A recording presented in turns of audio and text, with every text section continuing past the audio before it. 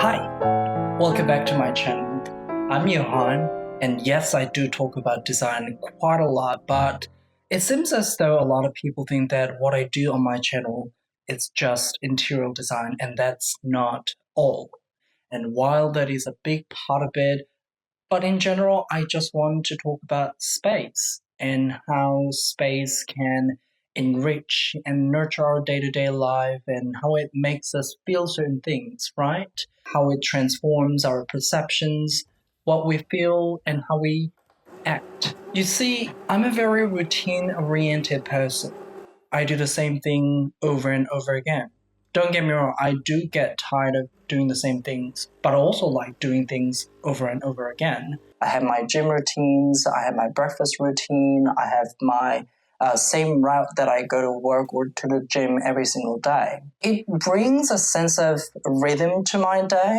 I grew up moving a lot almost every single year.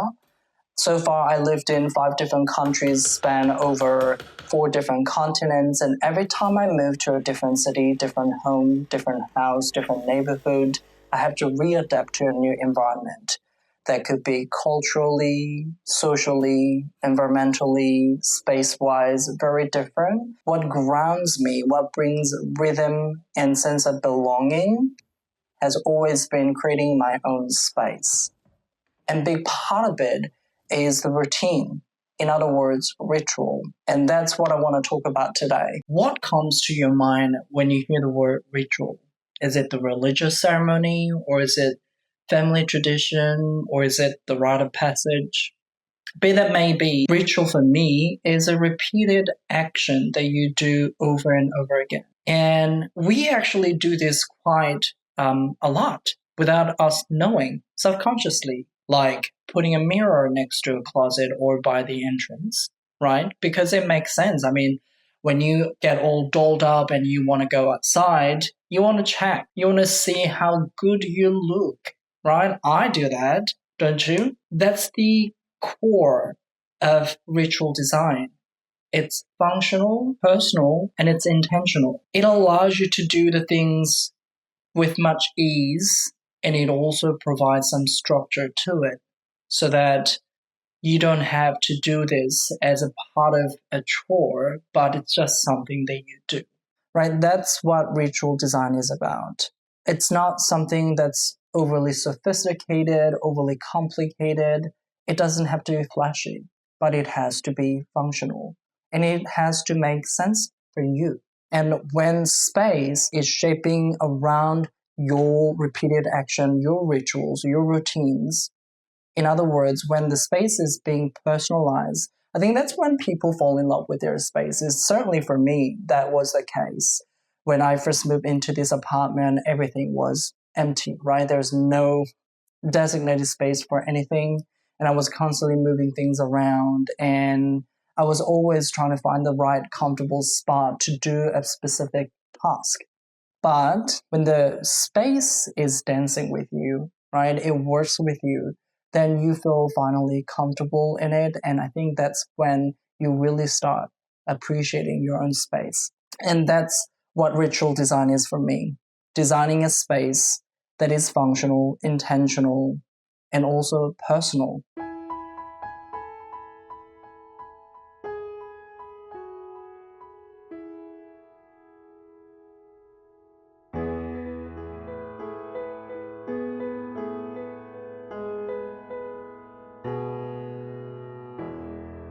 And if you already look at space that way, why don't you take more proactive and intentional approach to it? I want to talk about 2 lights in my room. I mean, I have 1,000 lights in my room, right? But there are 2 particular lights that I design into this space. So I have this IKEA lamp by my window, and there's I believe it was Philips lamp by my door. Now, these 2 lamps are very, very important part of my day-to-day life. For instance, the IKEA lamp stands right by the window, and this is the only lamp that can be activated by my voice. I can literally just say now, Alexa, turn the lights on, and the light turns on. And because it is standing furthest away from the bed, and there is a TV shelf unit in between. The light is actually filtered when I'm trying to rest in my bed. And at night, when I need to go to the bathroom in the middle of the night, when I want to take a sip of water, I don't have to get out of my bed to turn the light on. And also, whenever, I'm pretty sure you know, like when you turn the light on in the middle of the night, the glare is so hurtful, right? And it makes sense because this is the light that goes out the last right before I go to sleep. Even when I'm in bed, sometimes I'm reading, sometimes on my phone, but I don't want it to be pitch dark because then my smartphone screen is too glaring. But at the same time, when I want to go to the bathroom in the middle of the night or when I want to find something, I can't do these things in a pitch dark, right? So what I do is I simply tell my lamp to turn on. So for me, it makes sense because it's a part of my daily routines, my daily activities. And another lamp is this Philips lamp by the door. And this is the first lamp that I turn on in the morning. And it is so conveniently located right next to the door, and the switch is obviously there. So I don't really need it to be activated by voice because even when I go to bed, it is literally on the way to bed, so I can turn it off when I get into bed. And also this is the first thing that I reach to turn on when I get home. These aren't just light sources, these are signals. When I turn the light on as I arrive into my room, it tells me that, okay, the day has come to an end and I can finally start relaxing. They've been chosen for function first, and the materiality, aesthetics, and the warmth of the light came afterwards. Since we are talking about ritual space design, we do need to talk about how to design the space. So in particular, the Philips lamp by the door that I just talked about, so that look was not always designed this way. When I first moved into this apartment and started placing furniture around the room, I had to find the right place that made sense with this circulation model around the room, right? So I placed my closet in the darkest corner, darkest wall in the room, but because this room was addition to the original building and it has weird corners and crannies and all of those make it really difficult to design a room.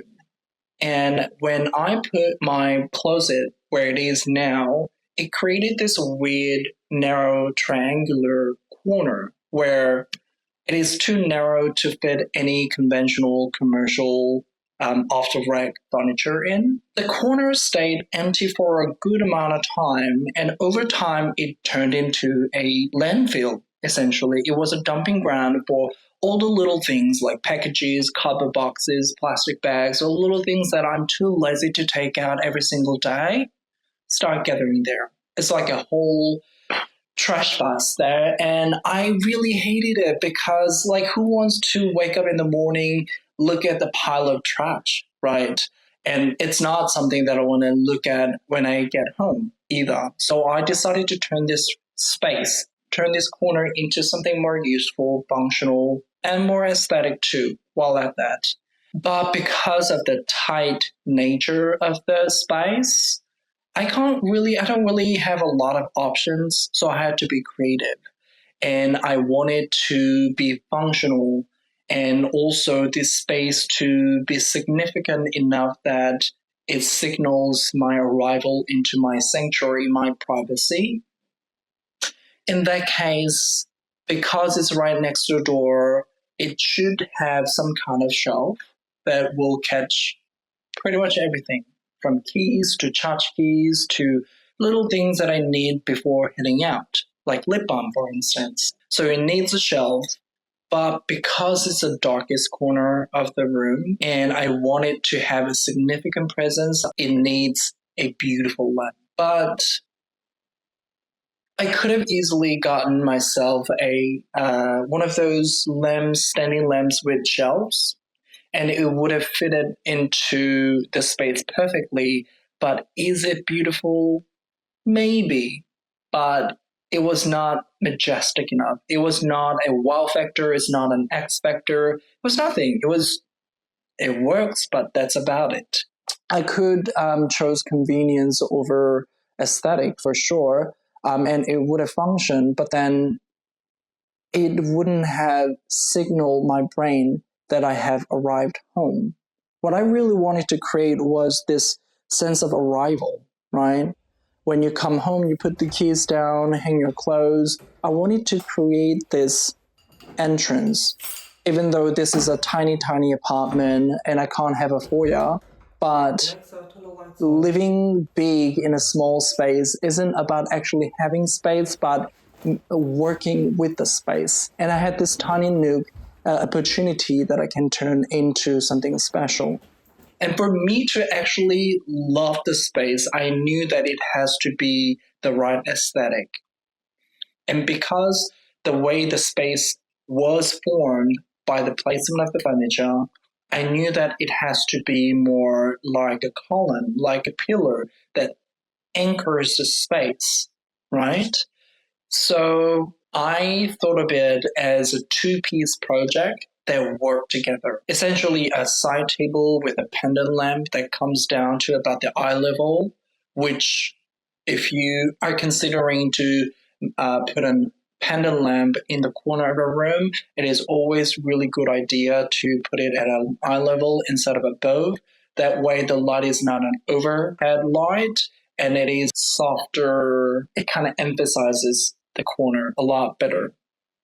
So that said, because I wanted to be a pillar in the corner, I needed something rounder. I mean, also this round shape would soften the sharp edges and corners of this tiny nook.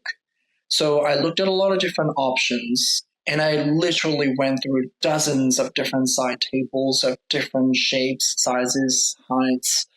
And I came down to a few options. And of course, this time I used Photoshop to visualize my ideas right.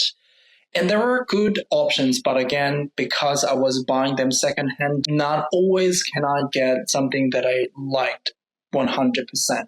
So I had to work with what I had. Instead of perfectly round side table, I found this octagonal wooden shelf that has hidden compartment underneath.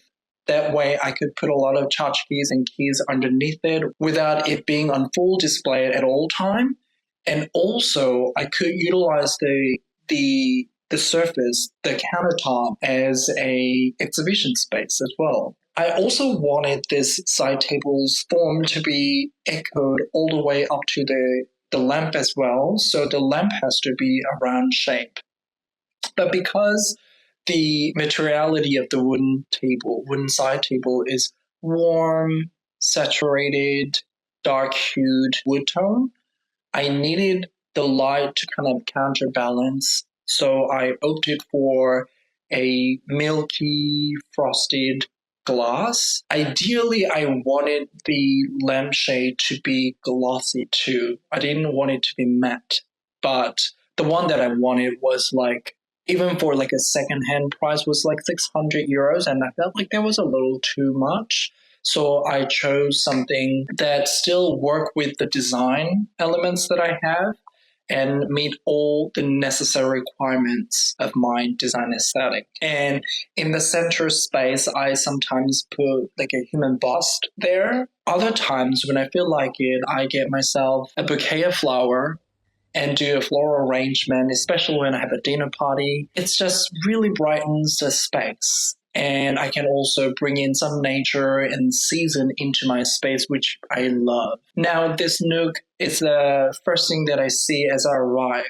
And I turn the light on, then I arrive home, right? And I put my keys down, and I go to the other side and put my jacket on, and I just sink in the sofa. And that's how I decompress every day after work. And it signals something in me that I am home. And that's the idea of visual design. And I love it. And let me talk about the coffee station as well, because I have a lot of ritual spaces in this room. And one of the most important are the lamp, and two, this coffee station. So back when I had a different sofa, the sofa used to be much smaller. So I had space next to it, so my coffee station was right under the bar. But after I got a new sofa, I needed to move coffee station. So I looked around the room, and by this point, almost every inch of my room has been designed, considered, and there was not a lot of free space, and I also don't want to crowd my space, right? And I looked around, and there's this corner next to my closet on the other side of the closet because the wall was wider and it ran just past the closet. I could have pushed the closet all the way to the end of the wall, but that would have taken away so much visual real estate. This part of the room would have looked so crowded and I don't know, it would have felt so closed.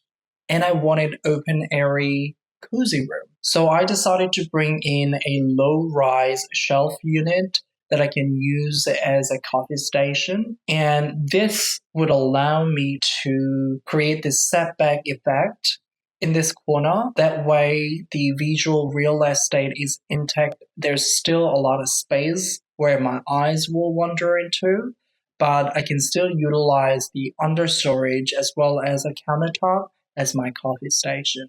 And what I do every morning is I make my breakfast in the kitchen and I come here, put the food down, and I sit on this footstool where I'm sitting currently, and I will be facing the coffee machine. I turn it on and I make my coffee. That easy. That's the idea of ritual design. It has to work for you. It has to make sense. It's functional, and it's also easy. This works just fine, but I am still looking for another piece of furniture to go in here because the shelf unit, it's a little bigger than the Nook itself. The Nook is 40 by 60 centimeters. So if you guys live in Berlin and know something that can fit into it, and if that shelf is about yay high and about 70 to 80 centimeters tall, let me know in the comment below because I will buy it. Right now, I have to make coffee sitting down here on my footstool because the coffee station is a bit too low. But ideally, I would be able to make coffee while standing. From these two examples that I told you about today, I hope you'll be able to figure out what ritual design is all about.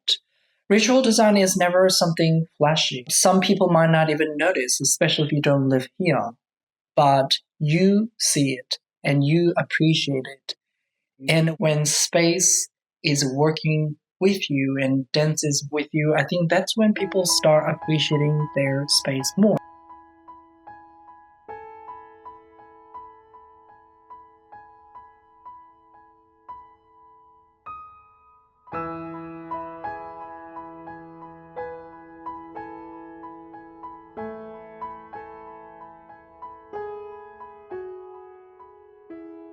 I finally felt like the space is working for me, that it's actually improving my life quality, and it's making my day-to-day activities much more easier. If this way of thinking about space, being intentional, functional, and also personal, then you're in the right place.